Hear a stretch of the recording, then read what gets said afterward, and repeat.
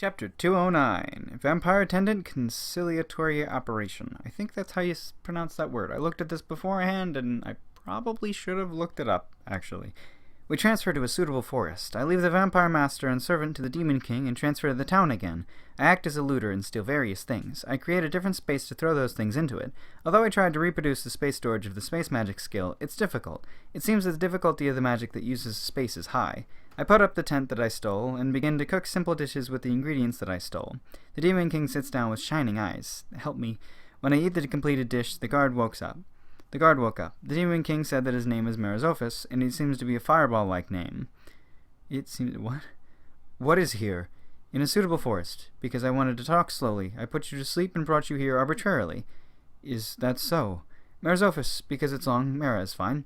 Mara is still being slightly cautious. Well, we are unknown and mysterious oddballs, after all, mainly because of the Demon King's speech and behavior. There's no one who thinks that she's the real Demon King. If there is, that guy is that. Thank you for saving us. You're welcome. Well, you're just there. The one we want to save is that child. The Demon King pointed at the vampire child who's still sleeping peacefully. May I ask a few things? Okay, I will answer the one that can be answered. The town. No. What happened to the Lord and Madam? The Demon King looks at me. I shake my head to that. I went to see the state of the vampire child's family just in case, and I went to procure goods. When I went to procure goods. The result is unfortunate. He probably had guessed it with my reaction. Mara subdued his voice and wailed.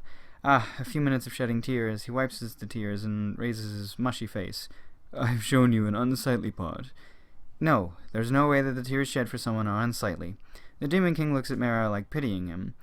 She did say something like that when we were going to save them, so it seems that she's pleased with him.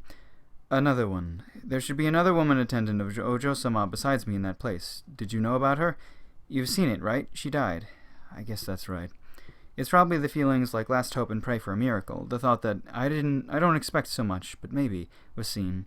Although he pretends to be calm, still he can't conceal the appearance that he was disappointed. Well then, I will ask you again, who on earth are you? Then we will answer seriously. Then the intimidating air increases from the Demon King. Apparently, it seems that she turned on the intimidating type skills that were turned off. Although it has almost no effect on me, the change brought a dramatic effect. The sweat rushes out of Mara's whole body. His expression freezes in fear. I felt that the creatures in the forest are going away all at once. I am the genuine and real Demon King. It's Demon King Ariel. My best regards from now on. I think that she's really the Demon King when she get rid of her usual disappointing aura. With this intimidation, there's no way that Mara won't believe her. I mean, there's no way that the people who can release such intimidation are common. Demon King, why? In fact, he probably feels frightened and wants to run away. Run away right away. But he remains in the place to protect the vampire child bravely. Not only that, but he raised a question back even though it's a hoarse voice. Incredible willpower. Shiro-chan, what should we do? This mean whether we should tell him or not, right? Isn't it fine? Thus, I nod.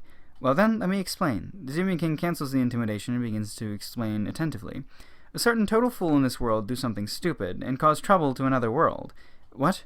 Well, just listen. The youngsters of the another world died because of the circumstances here, and so the god who felt responsibility to that picks up their souls at that time and let them reborn in this world anew. They are called the reincarnated people.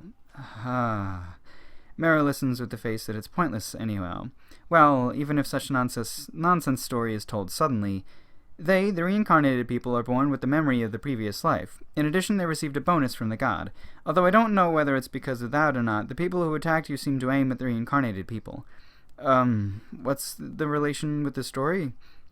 Oh, you're bad at guessing. In other words, that Ojo-chan over there is one of the reincarnated people. Huh? Surprise floats on Mara's face, but it was not the size that the Demon King expected. You don't believe me, right? As expected, I can't believe such a groundless story. Is that so? Don't you happen to know? This Ojo-chan is strangely better in understanding compared with the other babies, isn't it? Did she do a strange action for a baby? You have the face that she did those things. Of course there is. No matter how high her acting ability is, there's no way that a high school student can act as a baby perfectly. If she can do it, she can get the starring award. She's not found out because her body is really a baby. People will pretend not to know a few sense of incongruity if the appearance is deceived. And I think that you realized it already, but Ojo-chan is not human. She's a vampire. As expected. Is that so? By the way, you too. That time I was bitten by Ojo-sama was a reality, huh? Yes, it seems that Ojo-chan have gotten the vampire's skill from the god. That's why she was naturally a vampire. Somehow, it looks like she did various trial and error after she knew it by seeing the status. That's because there are skills like memory and calculation processing. Did she search for a method to conceal the fact that she's a vampire somehow? Do you have the appraisal skill? Appraisal level 10. Amazing, right? A self-satisfied look.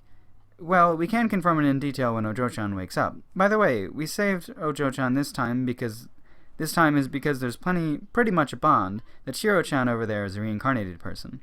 Because Mara stared at me, I nodded lightly. Although we seemed to draw back slightly, it's surely my imagination.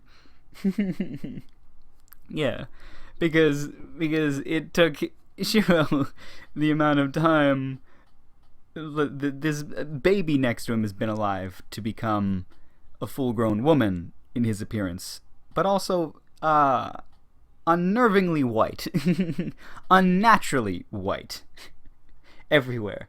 I don't know. I assume she's got human legs on, just to make it less confusing. But she could also have spider legs on. She doesn't really mention either way.